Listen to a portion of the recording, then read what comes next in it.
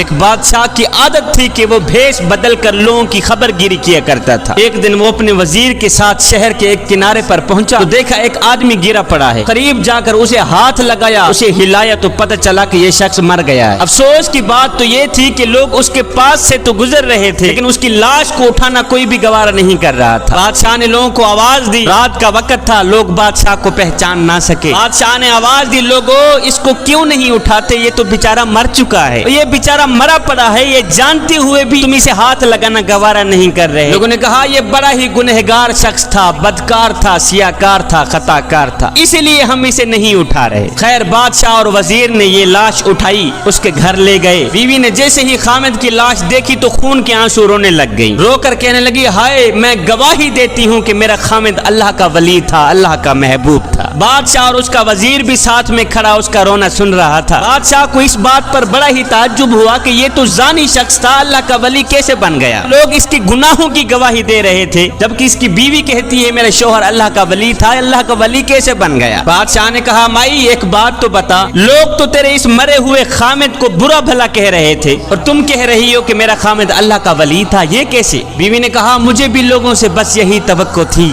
بھائیو، دراصل حقیقت یہ ہے کہ میرا خامد روز شراب خانے جا کر شراب خریدتا اور گھر لا کر گڑھے میں بہا دیتا اور ساتھ میں کہتا چلو کچھ تو گناہوں کا بوجھ مسلمانوں سے ہلکا ہوا۔ پیتا نہیں تھا، وہاں سے شراب لے کر گھر آ کر گڑھے میں بہا دیتا تھا، کہتا جو شراب میں نے خرید کر گڑھے میں ڈالی ہے اگر یہ شراب کوئی اور لے جاتا تو ساری رات گناہوں میں گزارتا۔ اسی طرح میرا شوہر رات کو ایک گندی عورت کے پاس جایا کرتا تھا، اسے ایک رات کی اجرت دے کر کہتا کہ تم اپنا دروازہ بند کر دو، آج کی رات کوئی بھی تیرے دروازے پر نہ آئے۔ صبح گھر آ کر کہتا شکر ہے میرے مالک، آج اس عورت کا اور نوجوان مسلمانوں کے گناہوں کا میں نے کچھ بوجھ تو ہلکا کر ہی دیا ہے۔ اب لوگ میرے شوہر کو ان جگہوں پر آتا جاتا دیکھتے اور برا بھلا کہتے، میں شوہر کو کہتی تو یہ نیکیاں تو کر رہا ہے لیکن جب تم مرے گا تو کوئی بھی تجھے غسل دینے کو آمادہ نہیں ہوگا۔ میرا شوہر مسکرا کے کہتا کہ تم گھبراؤ نہیں، تم اپنی آنکھوں سے دیکھو گی کہ میرا جنازہ وقت کے بادشاہ پڑھیں گے۔ یہ سن کر بادشاہ رو پڑا،